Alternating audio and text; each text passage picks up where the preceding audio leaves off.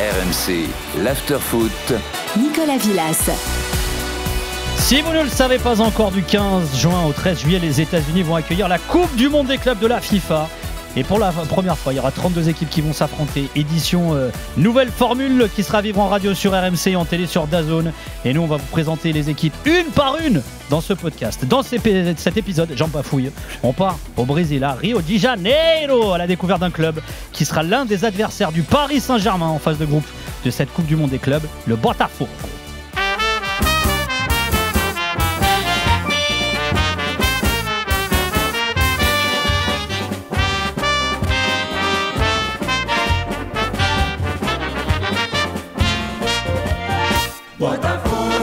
Avec notre trompettiste Rémi Dumont.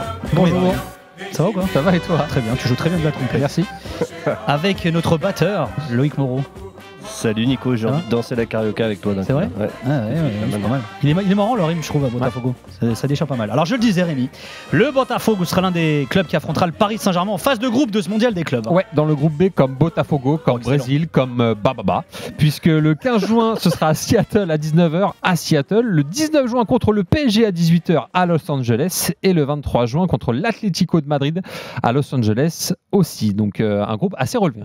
C'est vrai que c'est pas mal. On va y revenir. Je vous demanderai votre avis d'ailleurs sur ce groupe dans un instant. Avant cela, si le Botafogo est présent dans ce mondial des clubs, c'est en tant que tenant du titre de la prestigieuse, décidément, Copa Libertadores. Olha o Júnior, que jogada linda! Partiu pra área, olha o gol, sobrou, voltou! Gol!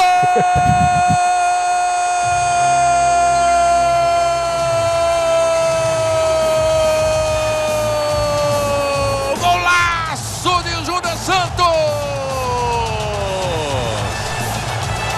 Acabou! O Botafogo é campeão da Libertadores da América! Título inédito!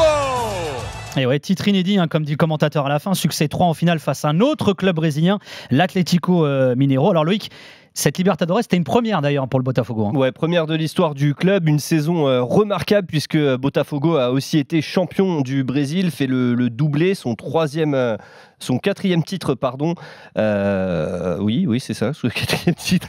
Et donc ça fait 3 Brasileirão, je vais m'y retrouver dans mes notes. Oui, effectivement. Avec 21 championnats aussi de l'état de Rio, c'est le 4e club le plus titré de ce championnat étatique derrière Flamengo, Fluminense et Vasco. Donc un palmarès qui se garnit au niveau international maintenant pour Botafogo. Voilà. Et alors le Botafogo qui, comme les autres clubs brésiliens, est en pleine saison au moment où on va débuter cette Coupe du Monde des clubs. Ouais, actuellement 9e de Serie A, le championnat brésilien.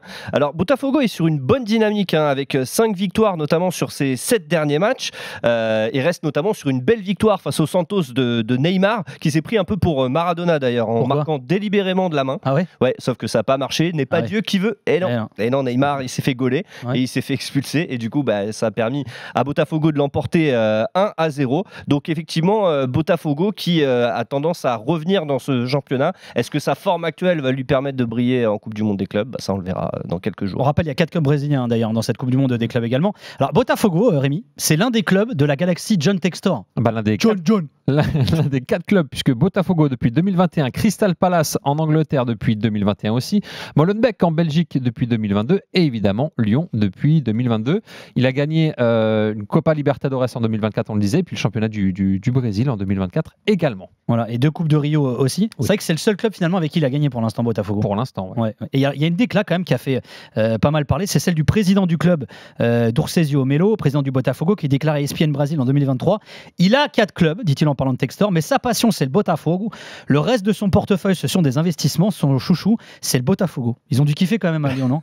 De ouf. En même temps, c'est pas totalement faux. Je veux dire, tu vois bien que la préférence elle est dirigée vers Botafogo, et puis après on verra ce qui va devenir de Lyon. Mais pour l'instant, les Brésil, c'est son chouchou. C'est le chouchou. Non, mais quand t'es lyonnais, ça fait un peu peur. Puis même quand t'es anglais ou belge. Après, Botafogo, c'est le club qui est le plus proche de lui géographiquement, puisque c'est un Américain, donc il est sur son continent entre guillemets. Maintenant, faut voir ce que ça va donner, parce que j'y pensais en fait en préparant l'émission. Il aurait pu gagner aussi un titre avec Lyon la saison dernière, parce qu'il y avait la finale de Coupe de France.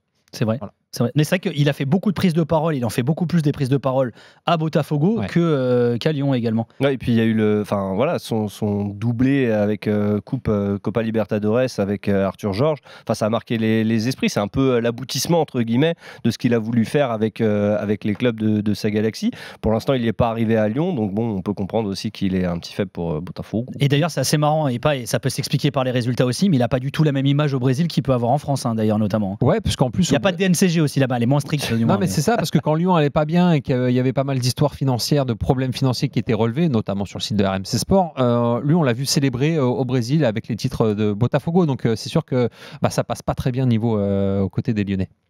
Dans un instant, on dissèque de façon plus précise l'équipe actuelle du Botafogo. Qu'est-ce qui attend les Parisiens sur le terrain face à ces Brésiliens dans cette Coupe du Monde des clubs? La réponse, c'est juste après ça. À partir du 15 juin, le Paris Saint-Germain sera le représentant français à la Coupe du Monde des clubs de la FIFA et les Parisiens auront pour adversaire les Brésiliens du Botafogo. On découvre ce club, cette équipe avec Rémi Dumont et Loïc Moreau. Alors Loïc, qui est le joueur du Botafogo, celui dont le PSG devra particulièrement se méfier? Tu dirais qui, toi? Igor Jesus. Alors ça va pas beaucoup vous avancer, hein. Igor Jesus, c'est un attaquant brésilien de 24 ans qui est actuellement le meilleur buteur du club de Botafogo, un mec qui a connu un parcours un peu cabossé, qui a été révélé notamment aux Émirats Arabes Unis du côté d'Al Ahly.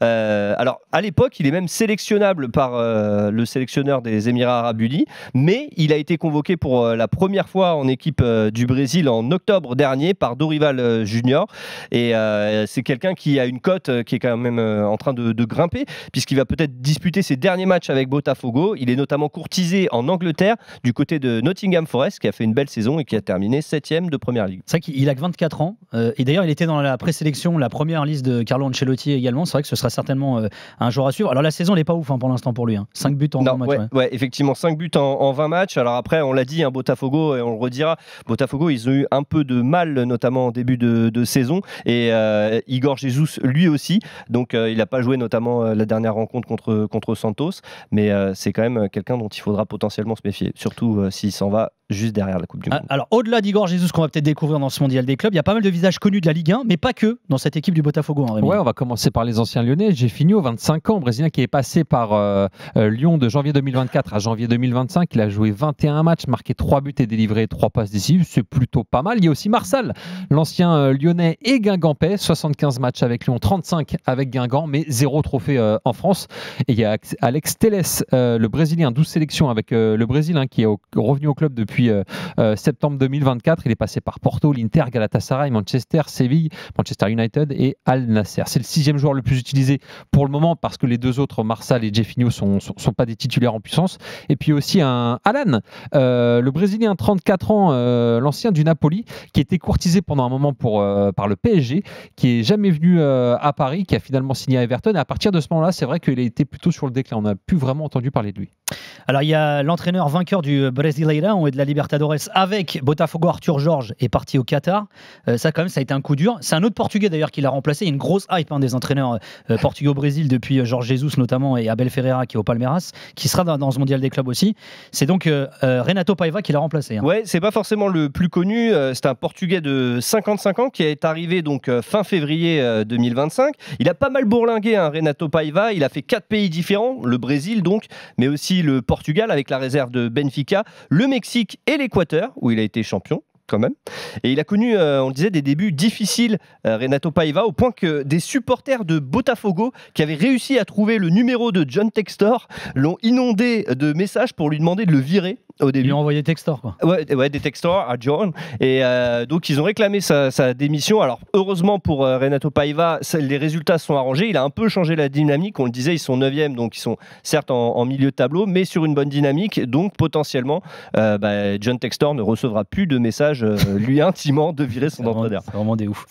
Et Renato Paiva a affiché ses objectifs, ses ambitions pour ce mondial des clubs. L'objectif, c'est de gagner. Dans un club d'une telle dimension, l'objectif est de gagner toutes les compétitions. Il n'y a pas d'autre façon de voir les choses dans ce club. Ne serait-ce que parce que dernièrement, c'est un club qui a gagné avec la Serie A brésilienne et la Copa Libertadores. Ça nous donne une responsabilité. L'histoire et la grandeur du club accroît cette responsabilité. On y va match par match, mais dès qu'on sera dans l'avion qui nous mènera vers les États-Unis, l'objectif sera de remporter la compétition, tout en sachant combien ce sera difficile. para voar para os Estados Unidos, o objetivo é obviamente ganhar a competição, sabendo o difícil que é. Ça ne doit pas être facile pour Renato Paiva. Hein. Il débarque dans un club qui a tout gagné l'année dernière, qui a fait une saison plus qu'historique. Il gagne le championnat, qui gagne pas quand même souvent. Il gagne la Libertadores qu'ils n'avaient jamais gagné. C'est vrai que finalement, tu es champion en titre de la Copa Libertadores, tu es censé être l'équipe Sudam la plus huppée.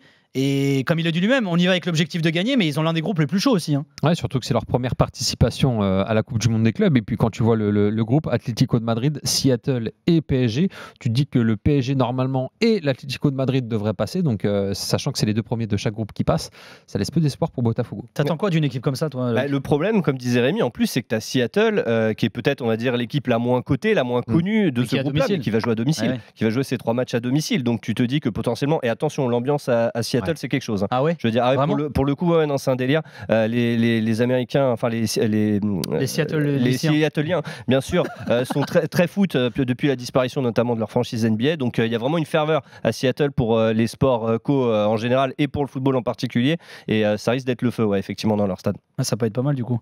T'en attends quoi, toi, du Botafogo, Rémi? Déjà de performer quand même, parce que de montrer qu'ils ne sont pas non plus les plus nuls, en tout cas de ce groupe-là, parce que c'est vrai que quand tu regardes les profils des équipes, c'est des profils assez différents. Tu as le PSG qui vient de gagner la Ligue des Champions, donc qui sera en confiance. Après, il faut voir comment ils vont aborder la compétition. Tu as Seattle qui sera à domicile, donc forcément, ils auront envie de prouver. Après, tu as l'Atlético de Madrid qui n'est pas non plus la pire des équipes espagnoles. Donc, ouais, c'est compliqué, mais si au moins ils peuvent jouer avec, on va dire perdre entre guillemets avec les honneurs, moi ça m'ira. Mais après, franchement, je vois peu de chance pour eux. Ouais, moi je trouve que la grosse diff par exemple par rapport à Palmeiras, eux vraiment est mise sur des joueurs, on va dire un peu connus, mais un peu sur la fin aussi. Bah, c'est ça le problème, c'est que comme ils sont un peu sur la fin, quand tu vois le nombre de matchs qu'ils peuvent jouer au cours de la saison déjà, il y a ça qui arrive. Et puis en ça plus. change tout le temps surtout, il n'y a pas de stabilité dans les effectifs. Donc c'est compliqué. Ouais, c'est un peu compliqué. C'est qui le favori de ce groupe pour vous? Paris quand même, non? Maintenant avec le statut, Paris, ouais. Pourquoi ils ont gagné la Ligue des Champions, il paraît, non? Je sais pas, bon. C'est marrant, tu auras le vainqueur de la Champions contre le vainqueur de la Champions sud-américaine, donc on va pouvoir jauger. On va pouvoir jauger. Pas sûr que ça tombe du côté des Brésiliens, mais bon, on verra. En même temps, maintenant, j'arrête de pronostiquer quoi que ce soit. Pourquoi t'avais misé sur quoi, toi, récemment? Rien. Bon, bah voilà. Je connais rien. Bon, bah écoutez, merci beaucoup, Loïc Moric. Moi, c'est Moreau. Loïc Moric. Merci, Rémi Dumas. Merci. On remercie Arthur Robert à la production, on remercie Julie Deroux à la réalisation. Bisous, prenez soin de vous. RMC, l'after foot.